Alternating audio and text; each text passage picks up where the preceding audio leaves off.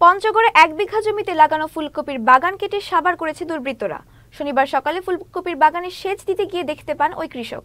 পঞ্চগড় সদর উপজেলার কামাতপাড়ার উঁচা ভিটা গ্রামে এই ঘটনা ঘটে। ক্ষতিগ্রস্ত কৃষক আবু সাইদ জানান, ঋণ নিয়ে প্রায় 1 বিঘা জমিতে ফুলকপি চাষ করেন তিনি। তাতে কেবল ফলন ধরেছে, যা আগামী রমজান মাসে বিক্রির জন্য দেরিতে লাগানো হয়েছে। কিন্তু কে বা কারা গভীর রাতে বাগানের সব ফুলকপি কেটে সাবার করেছে, এতে প্রায় 50 থেকে 60 হাজার টাকার ক্ষয়ক্ষতি হয়েছে বলে দাবি এই কৃষকের। এই ঘটনায় জড়িতদের শাস্তি দাবি করেছেন ক্ষতিগ্রস্ত কৃষক। সকালে আমি সেচ দেওয়ার করে আসার পরে দেখি যে আমার সম্পূর্ণ গাছগুলো সব কাটে ফেলায়।